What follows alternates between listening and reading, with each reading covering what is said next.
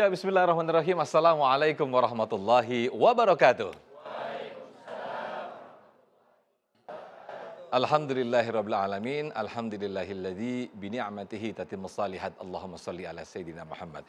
Segala puji bagi Allah, pemirsa, kita berkumpul kembali. Kita bertemu kembali dalam indahnya Ramadan, menemani santap sahur Anda di pagi hari ini. Pemirsa, kita mengenal bahwa kita sebagai umat muslim, Al-Qur'an sebagai pedoman hidup kita, sebagai petunjuk. Namun kita ingin mengenal lebih dalam lagi bahwa Al-Qur'an juga sebagai syifa, atau Al-Quran juga sebagai obat penyembuh bagi diri kita semuanya. Nah, kita akan bahas lebih dalam bersama guru-guru kita yang sudah hadir di tengah-tengah kita. Ada UAS bersama sahabat. Assalamualaikum UAS. Waalaikumsalam warahmatullahi wabarakatuh. Sehat UAS? Alhamdulillah Ustaz Sofyan. Alhamdulillah. Ustaz Faizar sehat? Alhamdulillah. Kita akan mengaji lebih dalam lagi Al-Quran sebagai syifa bersama para jamaah yang di sini. Bagaimana para jamaah di sini? Assalamualaikum, sehat semuanya? Alhamdulillah. Kita langsung mulai saja. Ustadz Abdul Somad akan memberikan pemaparannya kepada kita semuanya. Fadal Ustaz. Bismillahirrahmanirrahim. Assalamualaikum warahmatullahi wabarakatuh. Waalaikumsalam. Alhamdulillah wassalatu wassalamu ala Rasulillah wa ala alihi wa sahbihi wa man tabi'ahu wa mawalah. Terima kasih Ustadz Sofyan. Hadir juga bersama kita guru kita semua Al-Mukarram Ustadz Faizar. Mudah-mudahan panjang umur, sehat badan, berkah ilmunya, berkah bacaan-bacaan zikir doanya, memberikan ketenangan batin buat kita semua. Jamaah yang ada di studio maupun yang ada di rumah, yang sedang berada di dalam kemuliaan bulan, kemuliaan waktu, kemuliaan hari. Mudah-mudahan kita selalu diberikan istiqomah hingga akhir hayat insyaAllah. Amin. Amin. Ya Rabbal Alamin. Likulli da'in dawa. Setiap penyakit itu ada obatnya. Fatadawu, maka berobatlah kamu. Jadi kita disuruh berobat. Jangan sampai ada orang sakit ketika ditanya, kamu tidak berobat, saya serahkan pada Allah. Sunnah berobat karena disuruh. Nah, obat ini banyak jenisnya. Maka berobat dengan apa? Ada kalanya Nabi memerintahkan berobat kepada Haris bin Kaldah. Dia seorang sarjana dari Fakultas Kedokteran Jandi Sabur di Persia. Jadi inilah asal muasal orang berobat dengan medis. Lalu kemudian ada kalanya menggunakan herbal. Ketika Nabi SAW menganjurkan sahabat untuk berobat dengan habbatus sauda. Lalu kemudian habbah sauda, habbah biji-bijian, sauda hitam. Ada yang diolah dengan berbagai macam bentuknya. Tapi kami dulu ketika kuliah di Mesir membeli habbah sauda ini di pasar, lalu dibawa pulang ke rumah, dimasak dengan air, lalu dipanaskan. Kalau airnya satu botol besar hingga sampai setengahnya baru diminum. Katanya guru-guru kami dulu begitu lebih baik daripada olahan yang lain. Nah, ini adalah sunnah dengan hadis yang sahih. Kita perhatikan juga dalilnya, karena ada juga disuruh berobat al-bazinjan syifa'un min kulli da, terong obat dari segala macam penyakit. Ternyata hadisnya palsu. Yang buat siapa? Ya yang jual terong. Terongnya laku. Nah itu, jadi jangan asal dengar mentang-mentang udah ngaji semua didengar. Lalu kemudian Al-Qur'an, tentu saja Al-Qur'an la ya'tihil batilu min baini yadayhi wala min khalfih. Apa kata Allah Subhanahu wa taala dalam Al-Qur'an? Wa nunazzilu minal Qur'ani ma huwa syifa. Al-Qur'an ini kami turunkan sebagai syifa, sebagai obat. Padahal obat dalam bahasa Arab ada kata lain, dawa. Mengapa Allah tidak mengatakan wa nunazzilu minal Qur'ani ma huwa dawa? Kenapa digunakan ma huwa syifa? Karena menurut ahli bahasa, dawa obat kalau diminum, dipakai, digunakan bisa sembuh bisa tidak. Tapi kalau syifa pasti. Begitulah pilihan kata yang dipilih oleh Allah Subhanahu wa taala, dipilih kata syifa untuk memastikan. Maka dalam hadis dikatakan alaikum bisyifaaini, hendaklah kamu berobat dengan dua obat, al-asal, madu, wal Quran, dan Quran. Makanya ada sebagian minum madu herbal, ada menggunakan ayat-ayat Al-Quran. Al-Quran itu menjadi penyembuh obat penyakit zahir dan batin. Penyakit batin, syirik, mempersekutukan Allah, diobati dengan Al-Quran. La ilaha illa huwa, Allahu la ilaha illa huwal hayyul qayyum. Qul huwallahu ahad. Meminta hanya kepada Allah. Idza sa'alta fas'alillah wa idza ista'anta fasta'in billah. Maka memintanya kepada Allah. Allahus Samad. Meminta hanya kepada Allah Subhanahu wa taala. Lalu kemudian Al-Qur'an ini adalah obat dari penyakit kemunafikan. Maka turunlah ayat-ayat innal munafiqina fid darkil asfali minan nar. Munafik itu letaknya di kerak neraka. Ini semua ayat Al-Qur'an mengobati penyakit-penyakit batin. Lalu kemudian penyakit-penyakit yang bersifat zahir juga disembuhkan oleh Al-Qur'an. Dan uniknya yang membuat penelitian itu bukan orang Islam, tapi orang Jepang dengan bukunya The Miracle of Water. Miracle keajaiban, water air.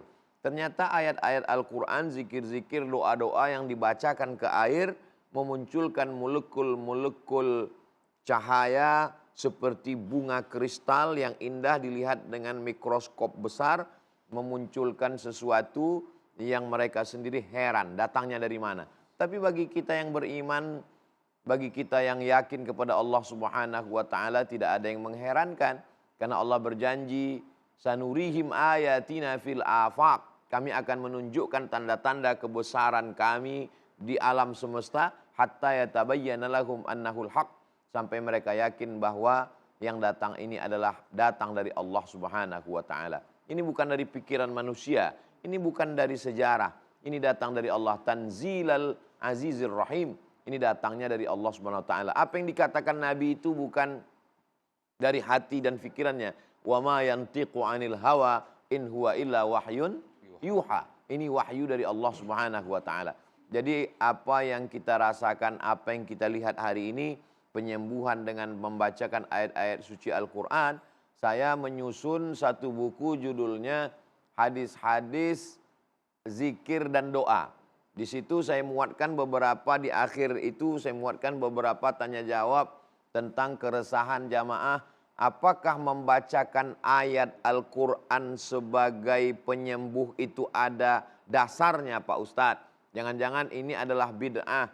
Maka saya muatkan beberapa hadis, di antaranya hadis tentang seorang sahabat membaca Al-Fatihah sambil menahan air liurnya.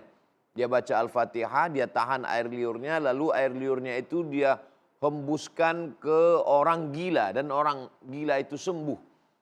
Lalu kemudian dilaporkan ke Nabi SAW, itu menunjuk Nabi tidak mengatakan ini bid'ah wa kullu bid'atin dhalalah wa kullu dhalalatin finnar.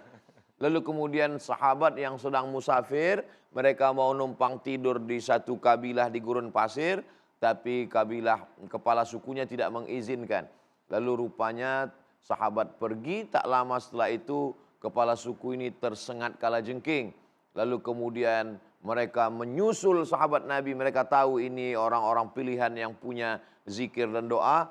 Mereka minta, akhirnya dipanggil pulang lagi. Lalu mereka membacakan ayat-ayat Al-Quran, membacakan Al-Fatihah dan sembuh. Lalu kemudian mereka diberikan hadiah kambing. Setelah sampai ke kota Makkah, mereka menceritakan itu kepada Nabi SAW. Dan Nabi tidak mengatakan, kamu sudah melakukan perbuatan bid'ah dhalalah, kamu masuk neraka. Tidak. Nabi malah seperti bergurau, kenapa kamu tidak berbagi kambing itu dengan saya? Dan yang mereka pertanyakan itu bukan boleh tidaknya membacakan doanya. Yang mereka pertanyakan adalah apa hukum kambingnya. Nah, sekarang banyak orang sibuk dengan mempertanyakan apa hukum ayatnya, tapi kambingnya diam.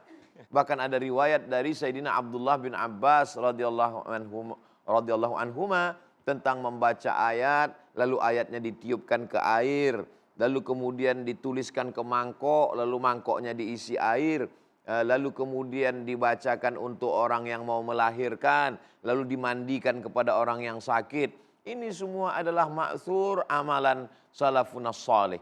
Alhamdulillah Ustadz Faizar diberikan Allah SWT kemampuan di bidang ini.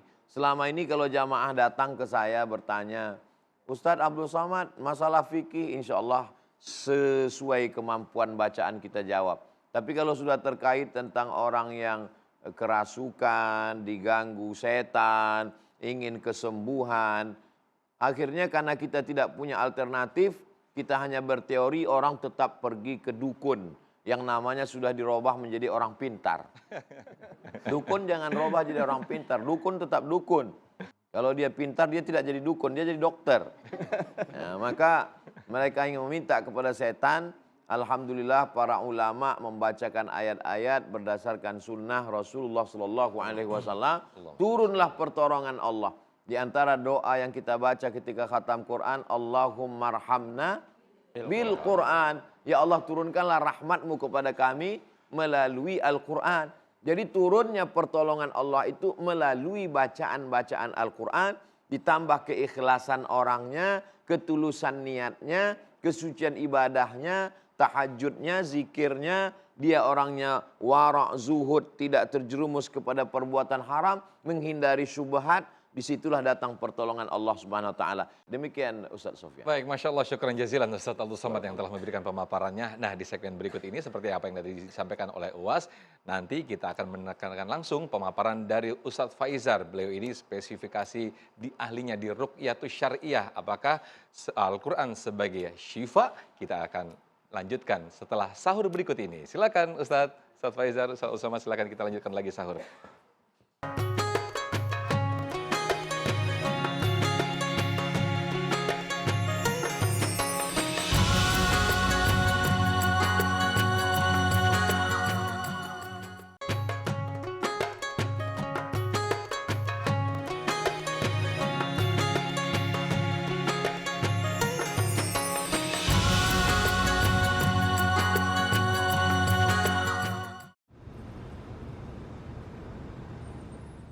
Alhamdulillah, Masya Allah, Tabarakallah. Kita kembali di indahnya Ramadan dengan tema besar kita Al-Quran sebagai syifa. Di segmen ini kita akan mendengarkan langsung pemaparan dari Ustadz Faizar. Beliau ini yang spesifikasi di bidang Ruqyatus Syariah. Nanti Ustadz Faizar setelah nanti memberikan pemaparan, ada mungkin nanti kita praktek bersama Ustadz ya. Ayat-ayat apa aja yang biasanya dibacakan dari ayat Al-Quran untuk Ruqyatus Syariah. Fadal Ustadz, mungkin kita akan ruqyah bersama nanti. Silakan Ustadz Faizar. Ya. Bismillah. Alhamdulillah, wassalatu wassalamu ala rasulillah. Yang saya muliakan Ustaz Abdul Somad, gurunda kita semuanya, dan para asatidzah dan semua hadirin serta pemirsa yang sedang melaksanakan santap sahur di rumah masing-masing. Al-Quran sebagai asyifa, seperti yang sudah dijelaskan oleh gurunda kita, itu dijelaskan di beberapa ayat dalam Al-Quran. Surat Yunus misalnya ayat 57. Ya ayuhan nasu qad ja'atkum mau'izatum mir rabbikum wa syifaa'un lima fis suduri wa hudaw wa rahmatul lil mu'minin. Wahai sekalian manusia, telah datang kepada kalian mau'izah, ujangan nasihat dari Tuhan kalian, yang itu menjadi syifa, obat bagi apa yang ada di dalam dada, dan juga rahmat bagi orang-orang yang mengimaninya. Rahmat dan juga petunjuk bagi orang yang mengimaninya. Di ayat ini secara spesifik menjelaskan bahwa Quran sebagai syifa bagi apa-apa yang ada dalam dada kita. Sedangkan penyakit-penyakit itu dijelaskan oleh Ibnu Qayyim al-Jauziyah di dalam kitab At-Tibbu An-Nabawiyyu, dalam kitab Ighatsatul Lahfan dan lain-lainnya, menjelaskan bahwa penyakit itu secara garis besar ada dua. Karena perangkat manusia itu terdiri dari perangkat fisik dan metafisik, baik yang zahir maupun yang gaib. Nah, yang zahir ini penyakit jasmani, ya, misal migrain, vertigo, asam lambung kumat, atau kemudian penyakit di paru-paru, jantung dan seterusnya. Itu masuk kepada penyakit klinis, penyakit medis yang bisa terdiagnosa melalui tenaga medis. Ada juga penyakit metafisik. Nah, penyakit metafisik atau penyakit gaib itu sumbernya memang ada dari dalam hati manusia. Maka saya membagi itu menjadi metafisik secara internal dan eksternal. Kalau yang secara internal ini kadang-kadang ya karena masalah kesedihan dari orang itu, kemarahan yang mengendap selama bertahun-tahun, kemudian ketakutan yang tidak mendasar, atau syahwat yang terlalu bergejolak. Itu semua ada di dalam hati, karena kita punya perangkat semenjak kita dilahirkan ke bumi. Ya, Rasul SAW menjelaskan, ma min ahadin minkum illa waqad wukila qarinuhu minal jinni wa qarinuhu minal malaikah. tidaklah salah seorang di antara kalian dilahirkan itu ya kecuali telah ada pendamping dari korin bangsa jin dan korin dari malaikat. Korin ini nggak bisa terpisahkan, beda sama besti kita. Kita punya sahabat dekat, di masa-masa privasi pasti sahabat kita nggak akan ikutan. Nggak mungkin kan sahabat masuk ke toilet bareng-bareng, ya, atau ketika malam pertama bareng-bareng nggak mungkin. Maka tapi kalau korin ini nggak terpisahkan, makanya ada yang namanya doa-doa yang dianjurkan oleh Nabi SAW. Mungkin bisa dibilang Islam ini agama terlengkap yang mengajarkan doa sampai hal-hal yang sesepele mungkin. Masuk toilet, kemudian saat makan, saat mau berhubungan dan lain seterusnya. Nah, karena kita punya korin ini tugasnya bisik-bisikan antara malaikat dengan jin, semua ajang pertempurannya ada di kolbu, ya, ada di hati. Oleh karenanya Rasulullah bersabda, ala wa inna fil jasadi mudghah, ketahuilah di dalam tubuh manusia itu ada segumpal daging. Idza shalahat shalaha jasadu kulluh. Kalau ini baik, baik seluruhnya. Tapi kalau rusak, rusak seluruhnya. Ala wa hiyal qalbu, ketahuilah gumpalan daging itu adalah kolbu. Kolbu itu jantung, bukan liver, hati. Kalau liver itu al-kabid, ya, liver, ya. Nah, oleh karenanya Al-Quran menjelaskan bahwa dia itu sebagai sifat bagi apa yang ada di hati kita. Karena kalau hati kita gembira, insya Allah jasmani pun ikutan bahagia dan ikutan sehat. Yang berbahaya ini kalau penyakit-penyakit yang sifatnya eksternal, dari luar. Ada yang namanya ain. Al-ainu haqqun walau kana syai'un sabaqal qadar asabaqatul ain. Ain itu benar adanya. Kalau ada sesuatu yang bisa mendahului takdir, ain yang bisa mendahuluinya. Ini ain lebih dahsyat dan lebih bahaya daripada santet. Kalau santet dia butuh tumbal, dia butuh ritual, ain tidak perlu itu semuanya. Ya, makanya Rasul mengatakan, aktsaru man yamutu min ummati ba'da qada'illahi wa qadarihi bil ain. Kebanyakan yang meninggal di umatku setelah qada dan qadarnya Allah adalah karena lantaran penyakit ain ini. Al ainu tudkhilur rajul al qabra wa tudkhilul jamal al qidra. Ain bisa memasukkan seseorang masuk ke dalam kuburnya, mati gitu ya.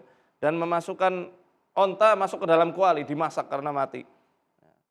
Ada juga yang namanya sihir yang sudah dibahas di pertemuan yang lalu. Kemudian juga ada yang namanya gangguan jin secara umum.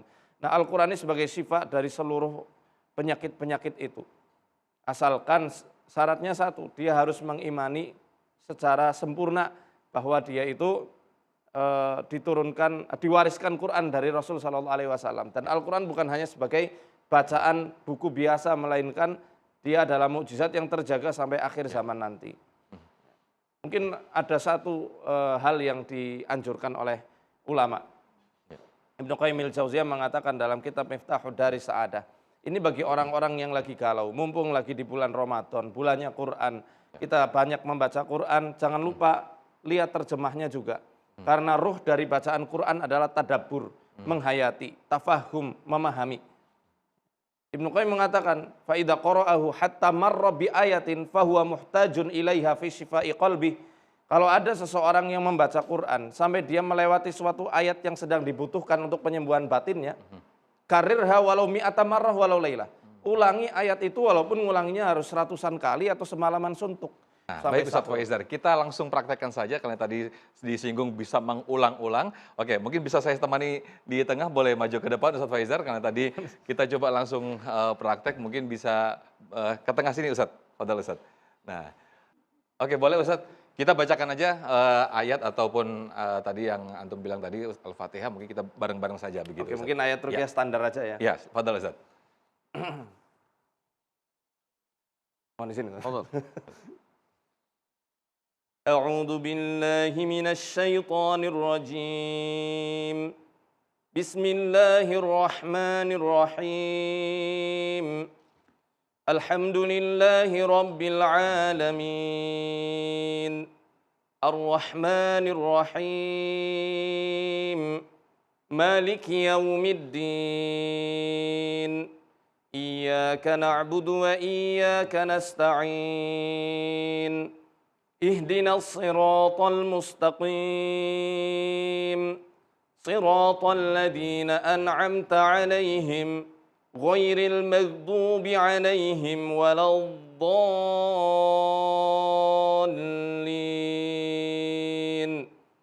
A'udzu billahi minasyaitonir rajim. Ini untuk pembatal sihir. واتبعوا ما تتلو الشياطين على ملك سليمان وما كفر سليمان ولكن الشياطين كفروا يعلمون الناس السحر وما أنزل على الملكين ببابل هاروت وماروت وما يعلمان من أحد حتى يقولا إنما نحن فتنة فلا تكفر فيتعلمون منهما ما يفرقون به بين المرء وزوجه وما هم بضارين به من أحد إلا بإذن الله ويتعلمون ما يضرهم ولا ينفعهم ولقد علموا لمن اشتراه ما له في الآخرة من خلاق ولبئس ما شروا به أنفسهم لو كانوا يعلمون ولو أنهم آمنوا واتقوا لمثوبة من عند الله خير لو كانوا يعلمون أعوذ بالله من الشيطان الرجيم الله لا إله إلا هو الحي القيوم لا تأخذه سنة ولا نوم له ما في السماوات وما في الأرض من ذا الذي يشفع عنده إلا بإذنه يعلم ما بين أيديهم وما خلفهم ولا يحيطون بشيء من علمه إلا بما شاء وسع كرسيه السماوات والأرض ولا يؤوده حفظهما وهو العلي العظيم. Sadaqallah. Sadaqallahul azim. Fadhal Ustaz, boleh duduk kembali. Masya Allah, tabarakallah apa yang disampaikan Ustaz tadi. Ini bagaimana? Terasa tenang, sejuk atau sebaliknya? Gelisah. Nah ini kru-kru bagaimana nih? Jangan-jangan gelisah nih, kelojotan nih jangan-jangan. Oke, baik. Kita selalu lagi, nanti kita di segmen berikut kita akan bahas lebih dalam lagi tentang Al-Quran sebagai syifa. Fadhal Ustaz, silakan Ustaz.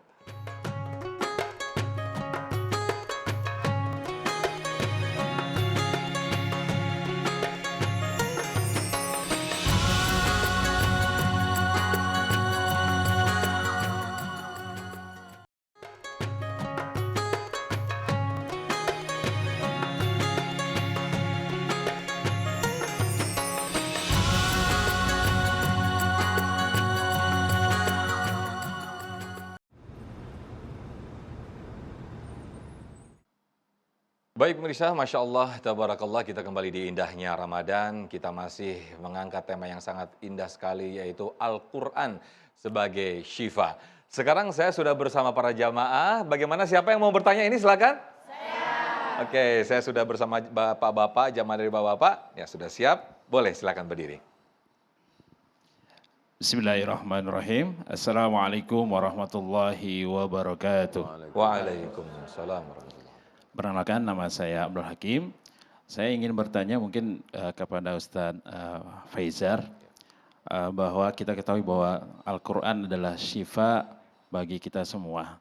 Tapi beberapa orang kan ada juga yang mungkin tidak bisa membaca Al-Quran, sehingga untuk membaca Al-Quran mungkin dia agak keraguan-raguan. Makanya kemudian dia minta bantuan orang lain, dan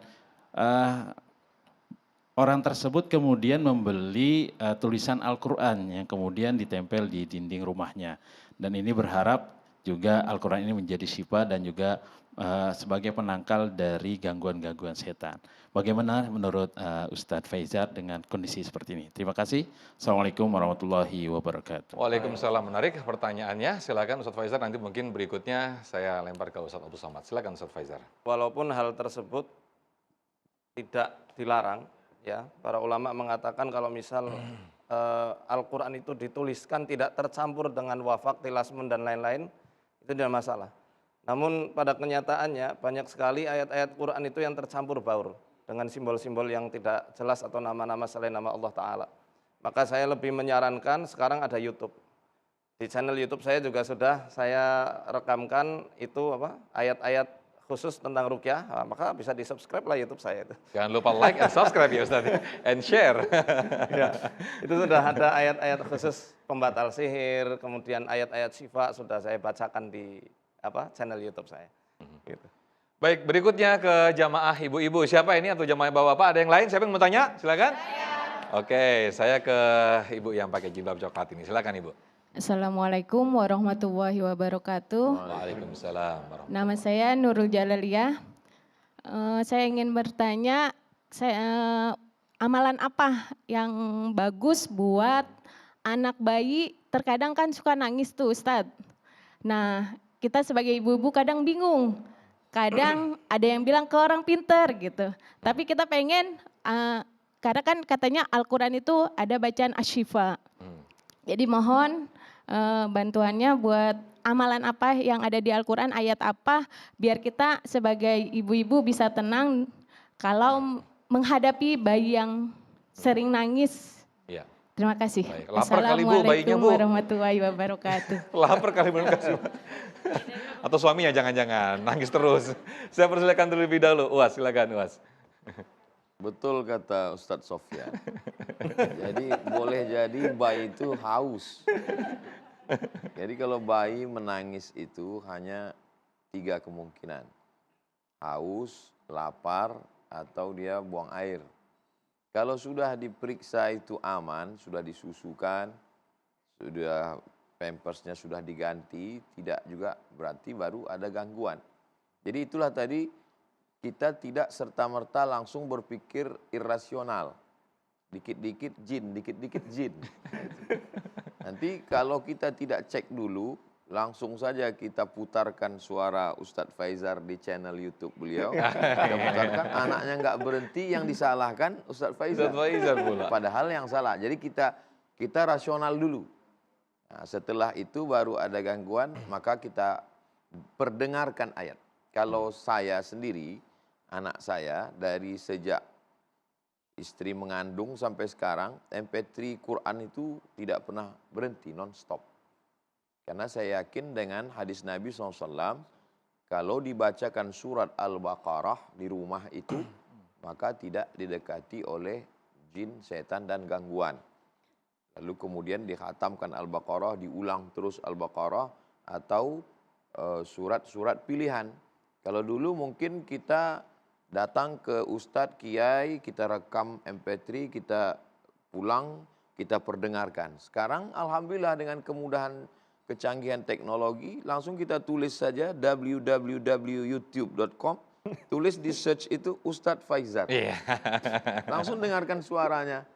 Nah, dan ibu juga membacakan sendiri, yang ayat-ayat yang mudah ibu bacakan Al-Fatihah. Saya pernah naik pesawat dari Pekanbaru ke Batam. Di depan saya ada ibu-ibu megang anak. Dia terus bacakan, Allahu la ilaha illa huwal hayyul qayyum. Ketika ibu ini berhenti, anaknya nangis. Ibu itu baca lagi. Saya sebenarnya mau ngomong ke ibu itu, tapi segan, ada suaminya di sebelah. Tapi itu langsung saya lihat bahwa dia terus membacakan itu, anak itu terbiasa. Dan ada satu pernah percobaan diadakan di Mesir, bagaimana efek pengaruh bacaan Quran terhadap seorang anak. Jadi diawali dari ibu mengandung, diperdengarkan bacaan Quran. Inna khalaqnal insana min nutfatin amsyajin. Kami ciptakan manusia itu dari, mohon maaf, sperma yang dicampur dengan sel telur. Nabtalihi faja'alnahu sami'an basira. Janin sudah bisa mendengar. Maka dari dalam kandungan dibiasakan dengar baca Quran. Setelah anak ini lahir, ketika diperdengarkan bacaan Quran, dia tenang, dia mau makan, dia mau menyusu. Ketika dihentikan bacaan Quran, dia pun, karena dia sudah terbiasa dengan itu. Nah, jadi jangan sampai diperdengarkan dengan suara-suara musik. Kenapa? Karena pintu masuknya setan melalui itu.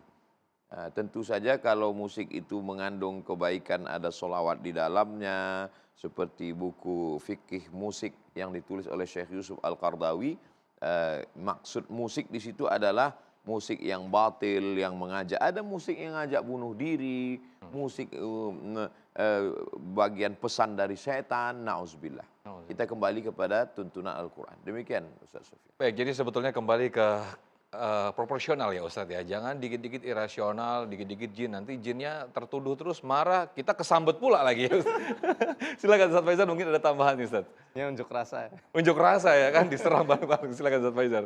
Ya, tapi memang betul ya, harus dilihat dulu pampersnya gimana, popoknya ya. Ya. Lapar atau enggak. Tapi kalau misal itu semua enggak ada, kan ada hadis Nabi SAW tadi sudah dibahas tentang doanya Rasulullah kepada dua cucu beliau. Wa'idu. Kalau misal putra atau putri Bu? Anaknya? Putri. Wa'iduki bi kalimatillahi tammah min kulli syaitanin wahammah wa min kulli ainil lamah. Ya, kemudian nanti bisa dibacakan juga surat Al-Anfal ayat 11. Al-Anfal ayat 11. Ya. Kemudian ada beberapa tambahan ayat lain, kulhu, falak, anas. Al-Ikhlas, Al-Falaq, dan juga An-Nas dibaca. Ayatul Kursi juga demikian. Kalau misal anak tersebut rewel karena adanya radiasi yang enggak jelas, ada jimat-jimat yang ditanam misalnya, kepala kerbau atau apa, atau yang digantung-gantungkan, itu ya dihilang-hilangkan dulu semuanya, kemudian bacakan Ayatul Kursi. Karena Rasul bersabda, Suratul Baqarah, fihi ayatun sayyidatu ayil Qur'an. Dalam surat Al-Baqarah itu ada satu ayat yang dia menjadi tadi tuannya seluruh ayat-ayat Quran. La tuqra'u fi baitin fihi syaiton illa kharaja minhu. Tidaklah satu ayat ini dibacakan pada suatu rumah yang ada setannya, rumah angker begitu, maka setan akan keluar dari rumah itu. Itu Ayatul Kursi. Itu ibu harus yakini betul ketika membaca, jangan sekedar formalitas apalagi cuma coba-coba. Baca. Kalau coba-coba kayak gitu ya efeknya juga coba-coba. Setengah-setengah. Gitu. Baik, kita akan bahas lebih dalam lagi. Ini saya yakin para jamaah di sini banyak sekali yang ingin bertanya bahwa Al-Quran sebagai syifa. Kita akan teruskan, tapi kita lanjutkan sahur lagi. Silakan Ustaz, silakan Ustaz.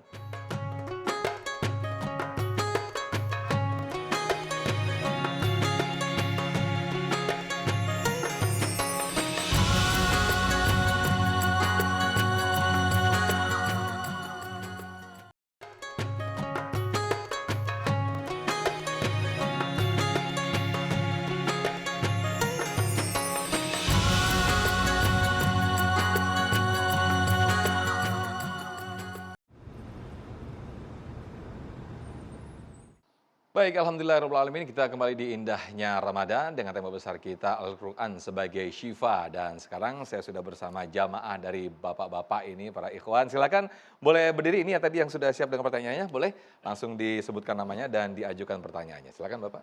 Bismillahirrahmanirrahim. Assalamualaikum warahmatullahi wabarakatuh. Waalaikumsalam. Allahumma sholli ala sayyidina Muhammad wa ala ali sayyidina Muhammad. Afan Ustadz, kami mau bertanya sekedar Al-Quran merupakan sifat. Dengan Bapak siapa tadi? Dengan Bapak Hartono. Pak Hartono, dari silakan Jakarta, Pak. insyaallah. Kami pernah mengamalkan beberapa doa yang sifatnya bisa insya Allah dengan izin Allah bisa menyembuhkan. Apakah ketika kita mengamalkan suatu doa tersebut dengan semata-mata ingin ridho Allah, dan ketika kita bisa memberikan beberapa manfaat untuk saudara kita ataupun teman kita, kemudian Allah angkat penyakitnya, itu suatu hal yang kira-kira dimurkai Allah atau enggak Ustadz? Itu aja. Dibenarkan atau tidak? Dibenarkan atau tidak, atau bahkan mendapat murka Allah. Demikian dari kami. Assalamualaikum warahmatullahi wabarakatuh. Waalaikumsalam. Fadal Ustaz Faizal. Doa untuk kesembuhan, apakah dimurkai Allah atau enggak? Ayat-ayat tertentu begitu ya, tadi ya yang disampaikan ya? Iya. Ya semacam itu doa, kita justru malah dianjurkan mendoakan saudara kita. Gimana mungkin Allah memurkai kita? Baik. Ya.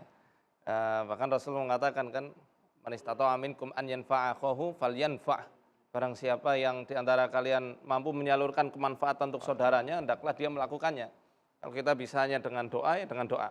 Kan syarat ruqyah tadi sudah jelas, ada 3. an yakuna bi kalamillahi ta'ala au bi sifatihil ula au bi asma'il husna. Harus menggunakan kitabullah, Quran, asmaul husna dan sifat-sifat Allah yang mulia. Selagi dalam doa itu tidak ada mengandung permintaan kepada selain Allah, boleh-boleh saja. Ya, yang kedua, an yakuna bi kalamil arabi au bima yuqalu ma'nahu min ghairi. Harus menggunakan bahasa Arab atau bahasa yang bisa difahami maknanya. Misal kita berdoa pakai bahasa Indonesia pun boleh, kita meruqyah, selama ruqyah itu kita bacanya pakai Indonesia terus, bahasa Jawa terus, bahasa Sunda terus boleh, selagi tidak ada unsur-unsur kesyirikan di dalamnya. Dan yang ketiga ini kan yang terpenting ini sebenarnya, harus diyakini yang menyembuhkan itu Allah, bukan doa kita maupun diri kita sendiri. Siapalah kita? Kita hanya orang yang mengetuk pintu pertolongan Allah Ta'ala melalui doa-doa tersebut. Ya. Jadi wallahu a'lam, itu dari saya seperti itu. Mungkin nanti bisa Baik, ditambahkan. Ustadz Faizar, ini ada orang mungkin yang Ustadz Abdul Somad yang dia rutin membaca Al-Quran. Dan ini pasti mungkin beliau juga belum tahu bahwa Al-Quran itu sebagai syifa, tapi rutin membaca Al-Quran. Namun secara pribadi dan juga sikap masih saja jauh dari akhlakul karimah, masih nakal, bahkan masih jahat. Ini bagaimana penjelasannya Ustadz Abdul Somad? Fadal. Rubbatalil Qur'an wal Qur'anu yal'anuh. Berapa banyak orang membaca Quran dilaknat oleh Quran. Kenapa dilaknat Quran? Ada dua sebab. Yang pertama, bacaannya tidak benar. Maka perlu saya selalu mengatakan di kantor, di masjid, di mana-mana, cobalah buat kajian itu triple T. Yang pertama tahsin, yang kedua tahfiz, yang ketiga tadabbur. Triple T. Kajian kita selama ini seperti membangun rumah, tapi pintunya di sana, jendelanya di sana, datang ustadz ini ngaji fikih, datang ngaji ini. Baik, tapi kita mau terstruktur lebih baik. Coba fokuskan dulu misalnya selama semester ini fokus di tahsin, tahfiz, tadabbur. Lalu nanti semester depan fokus di ayat-ayat kesembuhan. Supaya nanti kalau ada anak, istri, suami, tetangga, kawan, sahabat sakit, kita nggak ke dukun. Jangan sampai ketika kita mau nyuci, ingat deterjen Anu. Nggak boleh sebut merek, jaga kode etik. Ketika beli kendaraan, ingat Anu. Ketika sakit, kita nggak ingat ayat. Kita sakit, langsung otomatis ingat cari handphone, mana dukun. Nah ini. Jadi ini penting supaya seiring atamuruna nasa bil birri wa tansawna anfusakum wa antum tatslunal kitab. Apakah kamu perintahkan orang buat baik padahal kamu lupa kamu membaca Al-Qur'an, tapi kamu tidak mengamalkannya? Kabura maqtan indallah. Murka Allah yang paling besar, antaqulu, kamu membaca, kamu mengucapkan ma la taf'alun, tapi kamu tidak mengamalkan. Seimbang antara ucapan, perbuatan. Saya ketika datang soan 2017 ke para masyaikh, guru-guru kami, saya dengan Ustadz Faizar satu tempat pendidikan, kami alumni Al-Azhar, Ahlu Sunnah wal Jamaah, 3, akidah Imam Abul Hasan Al-Ash'ari, fikihnya bermazhab, dan kami mazhab Syafi'i, bertasawuf Sunni Imam Abu Hamid Al-Ghazali. Jadi ketika soan kepada masyaikh, di antara doa yang mereka ajarkan, Allahumma rzuqna as-sidqa fil qaul wal ikhlas fil amal. Berikan kami, ya Allah, ucapan jujur dan ikhlas dalam beramal. Itulah yang menolong kita di hadapan Allah SWT. Baik, UAS dan juga Ustadz Faizar. Oke Ibu, silakan, boleh. Assalamualaikum warahmatullahi wabarakatuh. Waalaikumsalam warahmatullahi.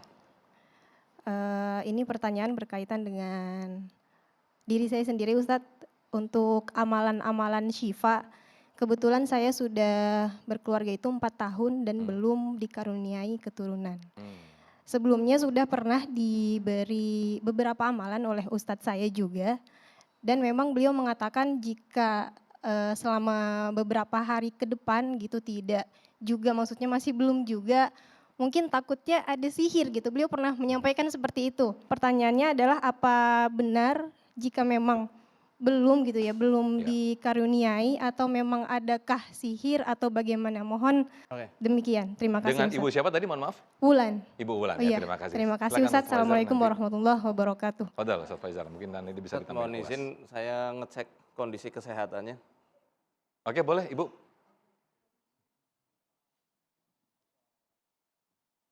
Saya lihat tangannya. Satu lagi. Lidahnya lihat, melet. Melet yang ya, Oke. baik. Baik, mungkin Ustadz Faizal boleh berdiri, boleh melihat Maaf. Udah? kamera. Langsung. Oke. Lihat lidahnya. Melet lagi.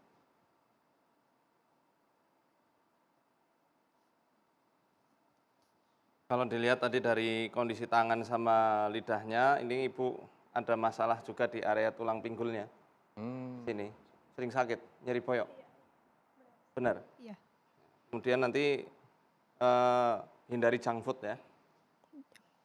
Junk food, mie instan, tepung-tepungan, kurangi gula pemanis-pemanis buatan dari gula pasir dan lain-lain. Untuk Ibu saat ini jangan dulu. Ya, kemudian ini masalah ada juga di area usus besar. Sepertinya ada endapan emosi negatif yang udah lama. Oke. Baik. Dan itu harus Endapan dinetralkan emosi juga apa nih? karena itu juga bisa ngerubah sistem hormonal.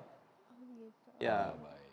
karena untuk bisa promil kita melakukan program promil diantaranya adalah dengan melakukan tazkiyatun nafas dan ketenangan jiwa. Insya Allah nanti ada herbal-herbal pendukungnya, habis acara kita sampaikan. Insya Allah. Oke, baik. Baik. Terima kasih Ustadz. Terima kasih Ustadz. Tapi hutang piutang semua lunas ya Bu ya, utang. Aman. Ini baju sudah lunas semua ini ya.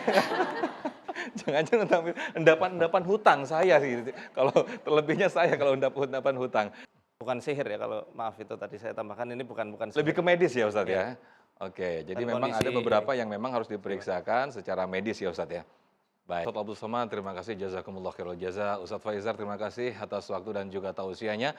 Mudah-mudahan di pagi hari ini apa yang kita dapatkan di pagi hari ini mendapat menjadi tambahan khasanah keislaman kita. Khususnya semoga kita semakin terpaut hati kita dengan Al-Quran sehingga Al-Quran menjadi betul-betul syifa untuk diri kita semuanya. Saya Muhammad Sofyan, UAS dan juga Ustadz Faizal pamit undur diri. Terima kasih. Wassalamualaikum warahmatullahi wabarakatuh. Waalaikumsalam. Tafadhal. Bismillahirrahmanirrahim, dengan namamu yang maha menyembuhkan ya Allah. Bismillahirrahmanirrahim, dengan nama engkau yang maha mencukupkan. Bismillahirrahmanirrahim, dengan nama engkau yang maha menunaikan janji. Bismillahirrahmanirrahim, dengan nama engkau yang maha menyembuhkan, menyehatkan. Isfi mardana, saudara kami yang kau uji dengan penyakit, berikan kesabaran dan kesembuhan. Warham mautana, saudara kami yang sudah mendahului kami, selamatkan dari azab kubur. Saudara-saudara kami yang masih kau uji dengan perlu kesabaran, kuatkan hatinya. Ya muqallibal qulub, engkau yang membolak-balikkan hati. Sabbit qulubana, kokohkan hati kami. Ala dinik wa ala ta'atik, dalam ketaatan kepadamu. Ya hayyu ya qayyum birahmatika nastaghith. Wahai engkau yang maha hidup, maha mengatur kehidupan kami. Dengan rahmat dan kasih sayangmu kami mohon pertolongan. Allahumma ansurna wa anta khairun nasirin. Berikan pertolongan kepada kami, engkau sebaik-baik penolong ya Allah. Ya arhamar rahimin irhamna, engkau maha kasih dan sayang, curahkan kasih sayangmu untuk kami. Wa sallallahu ala sayyidina Muhammad wa ala alihi wa sahbihi wa sallam walhamdulillahi rabbil alamin.